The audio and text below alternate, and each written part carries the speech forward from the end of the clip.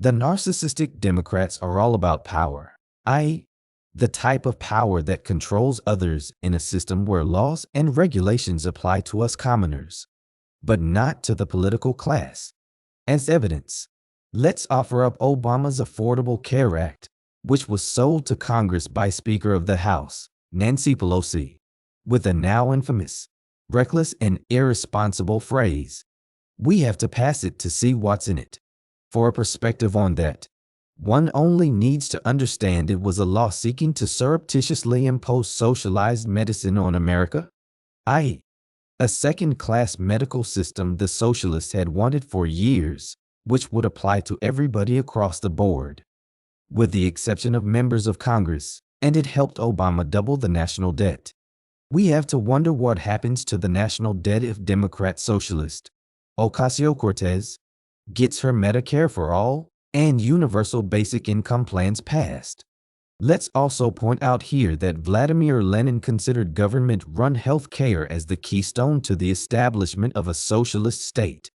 Thus, it was high on the priority list of the socialist left in Lenin's time, and this ethos has not changed for modern-day socialists. Here's an interesting fact.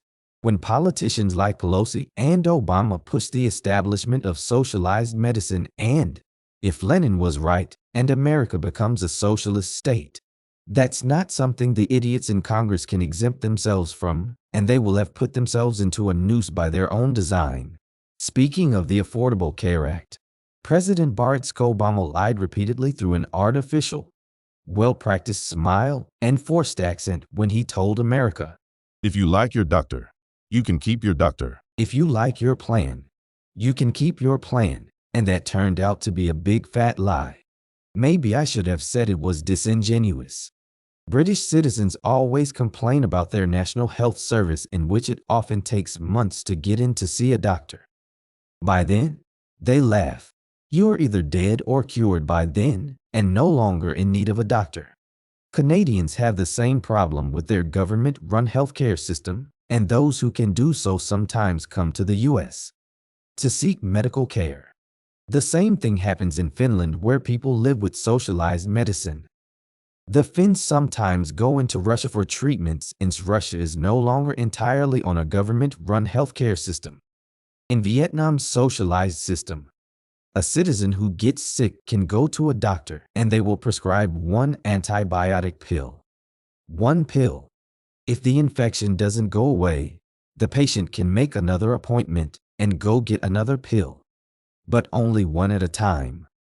Essentially, that means the Vietnamese socialized medical system may be creating antibiotic-immune bacteria. A refugee from Vietnam told me she got her tonsils taken out, but they didn't use anesthesia because it was too expensive. The only pain relief she got was by losing consciousness. Why should we believe the Democrat socialized medical system would be any better than what is experienced in other socialist countries? In a socialized, government-centric system, the individual is not important. Only what's good for the government and protects the political class is important.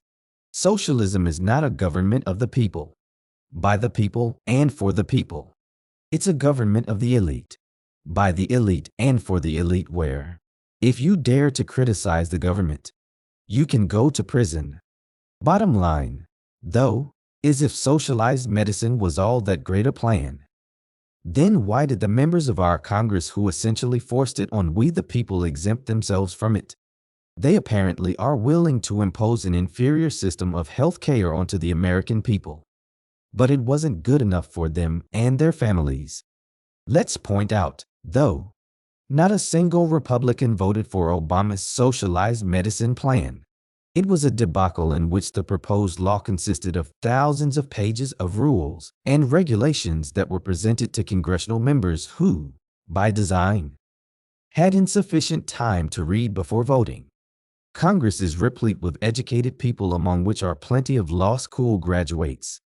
So did nobody in Congress have the common sense such that, when confronted by Nancy Pelosi, who said, "We have to pass it to find out what's in it. simply tell her, Until I know what's in it, my vote is no. By the way, what's your hurry?" Nobody thought to say that. Nobody at all. Regardless, Congress exempted themselves from participating in the law they passed blindly, and that should speak volumes about the Democrats. Their laws, the way they do business, their hidden agenda, their level of concern for the American people, and their incessant drive toward socialism. As we said, Marx was an atheist. So true socialism will also kick God out of our culture just like it did in Soviet Russia. I.e., another win for Satan. It's been accurately said that Democrat leftists will do anything, lie, cheat, steal, and worse, to gain and maintain power, even to the extent of selling out their own country to foreign interests. Socialized medicine continues to contribute to incessant hemorrhaging of money from the national treasury. By the way, a former Democrat member of Congress left the party and became a Republican because of how they operate. What he said was very revealing, that the Democrats tell their members to obey or they will be in big trouble.